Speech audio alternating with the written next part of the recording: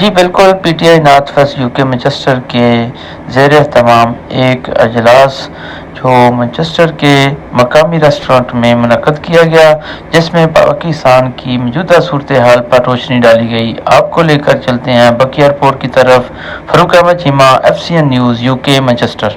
میرے انتہائی قابل احترام، قابل عزت تمام معزز عہدیداران، جس میں ہماری لیڈیز، ہماری بہنیں بھی موجود ہیں، اس کے علاوہ ہمارے آج اس میٹنگ میں جو لوگ نئے آئے ہیں جن کو ہم ذمہ داری دینے جا رہے ہیں، سب سے پہلے میں سلمان علی شاہ صاحب کا انتہائی مشکور ہوں، جو خان صاحب کو، پی ٹی آئی کو، سوشل میڈیا ہو، ہر جگہ پہ میں ان کو دیکھتا ہوں کہ انہوں نے ہمیشہ پارٹی کا دفاع کیا۔ خان صاحب کی منشور کے لیے انہوں نے ہر محاذ پہ جس طرح یہ لڑے ہیں، میں یہ سمجھتا ہوں ہمارے لیے بڑی قابل فخر بات ہے۔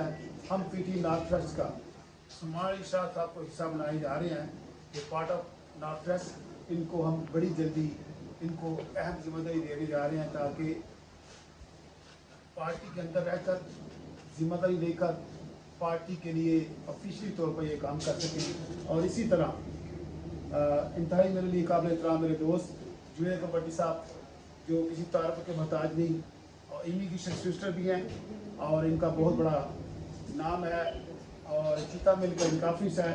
اگر کسی دوست کو امیگریشن کے معاملات میں کوئی دشواری ہو، مشکلات ہوں، تو جو پی ٹی اے کے عہدیداران ہیں اسپیشل یا ممبر ہیں، ان کے لیے فری جو ہے یہ مشورہ بھی دیتے ہیں، گائیڈ بھی کرتے ہیں، اور فیس میں بھی کافی حد تک یہ کوآپریٹ کرتے ہیں۔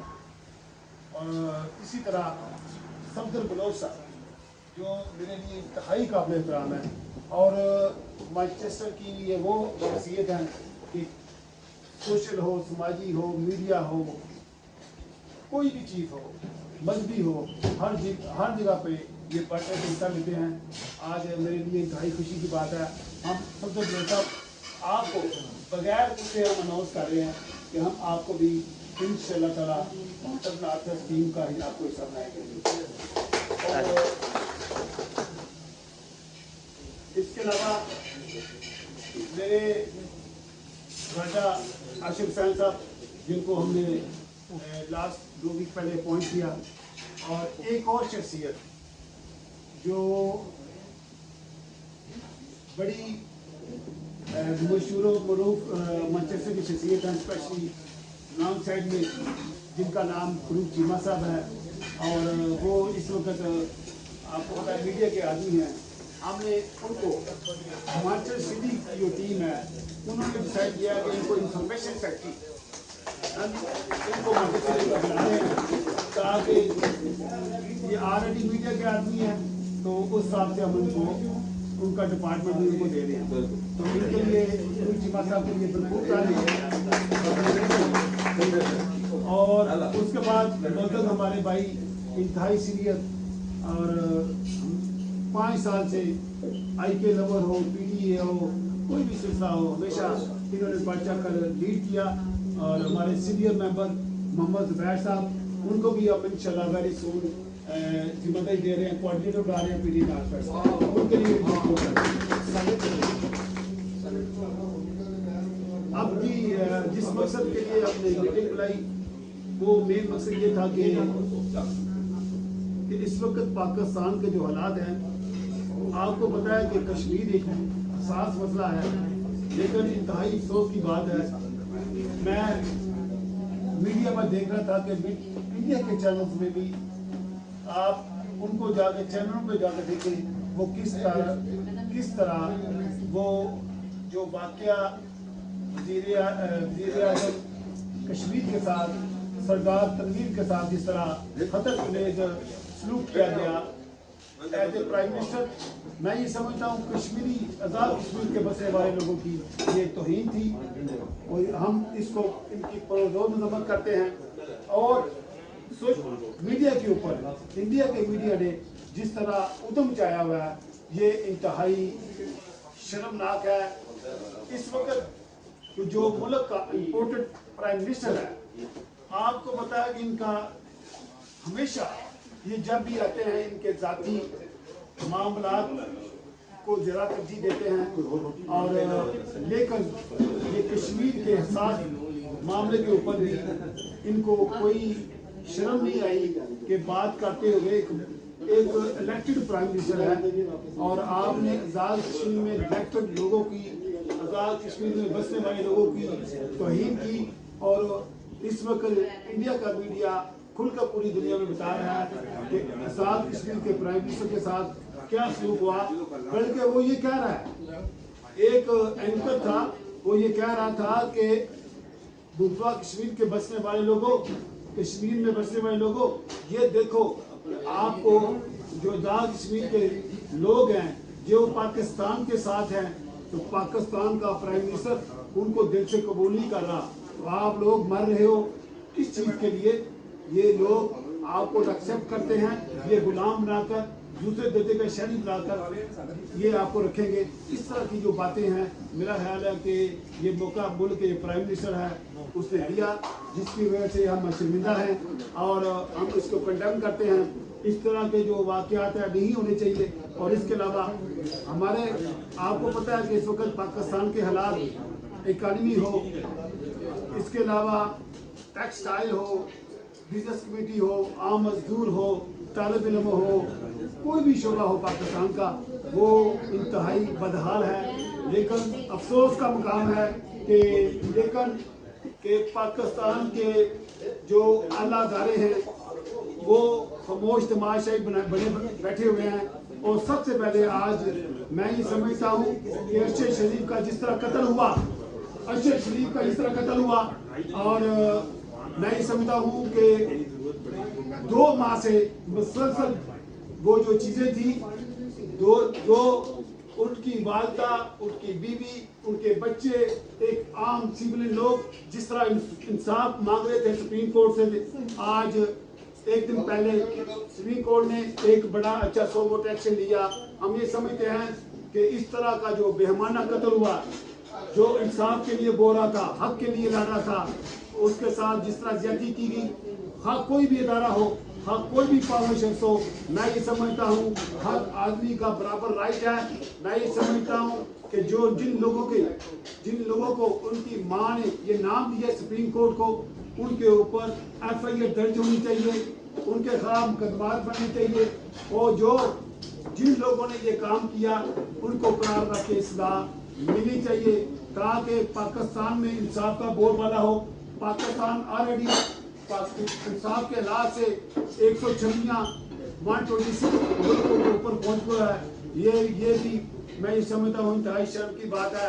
اور اس وقت ملک کے جو حالات ہیں، پاکستان کی عوام، پاکستان کی معیشت، پاکستان کے طلبہ، پاکستان کا کسان، ہر یہ چاہتا ہے کہ پاکستان میں الیکشن ہو، الیکشن کے ذریعے جو بھی حکومت آئے تاکہ ملک کے حالات بہتر ہو۔ لیکن افسوس کا مقام ہے جو بیرونی سازش کے ذریعے جس طرح یہ حکومت لائی گئی، ان کو پاکستان کے عوام کا کوئی احساس نہیں۔ ان کو اپنی بیرونی آقا کو خوش کرنے کے لیے ایک ذاتی ایجنڈے کے اوپر جس طرح انہوں نے آ کر اپنے مقدمات کو ختم کیا، تو جس طرح انہوں نے کرپشن سے پیسہ لوٹ کر جس طرح اس پیسے کو انہوں نے صاف کیا، میں یہ سمجھتا ہوں پاکستان کی عوام کی توہین ہے، اور ضرورت اس عمل کی ہے کہ ہم سب لوگ مل کر آج اس چیز کا عہد کریں کہ ہم پاکستان کے جو یہ بیرونی ایجنٹ ہیں، یہ جو غدار ہیں، رپورٹرز کی جو سرکار ہے، ان کو ہم نیکسٹ الیکشن میں کسی صورت بھی برداشت نہیں کریں گے۔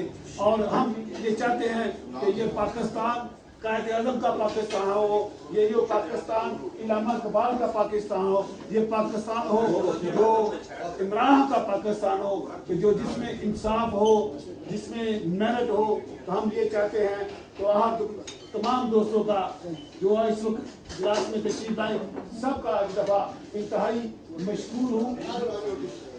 تسلوں کے حوالے سے میں یہ کہتا ہوں کہ پاکستان میں جو 70% آبادی ہے وہ دیہاتوں میں رہتی ہے۔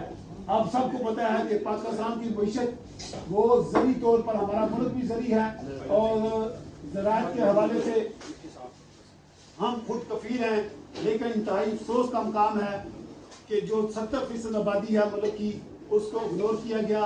پاکستان میں جس طرح مہنگائی ہوئی, جس طرح پیٹرول کی قیمت, بجلی کی قیمت, شکر کی قیمت, آٹے کی قیمت, کوئی بھی چیز, یوریا کھاد کی قیمت, جس طرح پاکستان کا کسان اس وقت بدحال ہے. میں یہ سمجھتا ہوں کہ خان صاحب نے ہمیشہ کسانوں کے لیے, آپ کو پتا ہوگا کہ خان صاحب نے کسانوں کے لیے قرضے دینے شروع کر دیے تھے کہ جو کسان ہے وہ 3 لاکھ تک قرضہ, جس میں بلا سود کرتے تھے کہ جو کسان 3 لاکھ تک پہ, جو ایک عام کسان ہے 3 لاکھ روپے تک جو لے گا اس کو کوئی سود نہیں ہوگا. اور اسی طرح خان صاحب نے, جب خان صاحب کی حکومت تھی, جو ہماری حکومت تھی, تو اس وقت کسان خوشحال تھا. اور خان صاحب نے پورے پاکستان کے جو کسان تھا ان کو اسلام آباد میں کنونشن بھی کرایا تاکہ ان کے مسائل کے حوالے سے ہم نے بات کی. لیکن افسوس کا مقام ہے کہ انشاءاللہ تعالیٰ مجھے امید ہے کہ جب ہماری حکومت آئے گی کسان بھی خوشحال ہوگا, مزدور بھی خوشحال ہوگا, بزنس مین کی بھی وૃद्धि آئے گی, ایکسپورٹ بھی بڑھے گی, اور پاکستان میں بجلی کا مسئلہ بھی حل ہوگا, اور پاکستان میں جو اس وقت مہنگائی کا طوفان ہے وہ بھی انشاءاللہ تھم جائے گا. تو اسی دعا کے ساتھ اجازت چاہتا ہوں. اللہ تعالیٰ ہم سب کا حافظ ناصر ہو. پاکستان پاکستان. آج کل ہمارے ضلع میں یوریا کھاد جو ہے وہ بلیک کی جا رہی ہے, اور کسانوں کے ساتھ یہ بہت بڑا ظلم ہے. ہمارے کسان بھائی بہت پریشان ہیں. جب ہماری پی ٹی آئی کی گورنمنٹ تھی تو مجھے یاد ہے کہ عمران خان نے کسانوں کو بلا کر ان کے ساتھ بات کی. میں اپنے ضلع منڈی بہادر کے لیے آواز اٹھا رہا ہوں. میں چاہتا ہوں کہ وزیر اعلیٰ پرویز الہی اس بات کا نوٹس لیں اور یوریا کھاد کی جو بلیک میں کی جا رہی ہے وہ کسانوں تک, جو ضلع وہ کہہ رہے کہ اس کی قیمت ہے جو گورنمنٹ نے مقرر کی ہے اس قیمت پر ہمیں ملنا چاہیے. Thank you. بہت شکریہ جناب صاحب. میں ہماری فائنانس سیکٹری محترمہ شبانہ سے سبھی صاحبین سے گزارش کروں گا کہ وہ بھی اپنے خیالات کا اظہار کریں. السلام علیکم. ویلکم سب کو.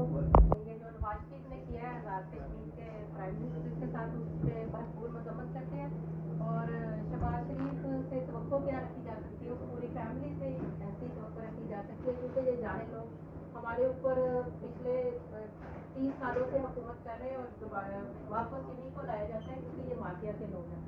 اور دوسری بات یہ کہ جو پرویز الہی ہے, جیسے عثمان نے کہا, اس کو تو بہت سارے اقدام جو ہے نا وہ آگے کرنے چاہیے. جیسے آج کل کہتے ہیں کہ پیاز نہیں لگ رہا ہے, یہ حکومت پیاز تک نہیں خرید رہی, اور پرویز الہی صاحب بھی اپنی پنجاب حکومت کے لیے کوئی کچھ نہ کچھ ان کو کچھ نہ کچھ کرنا چاہیے. اور باقی جو ہم نے جو کچھ تھا کہہ دیا, میں نے پچھلے دنوں کوئی نیوز نہیں تھی. اور بہت کرنے کے بعد اسپیشل اپنا ٹائم نکال کے ہمارے پروگرام میں تشریف لاتے ہیں. اور ابھی میں گزارش کروں گا ہمارے انتہائی محترم ساتھی, ہمارے آل راؤنڈر ساتھی جو ہر پوزیشن پہ بہت اچھا کام کرتے ہیں, بھائی صاحب کہ وہ عوام الناس سے اور میڈیا کے دوستوں سے اپنے خیالات کا اظہار کرتے ہیں. جناب چودھری خلاق بھائی صاحب.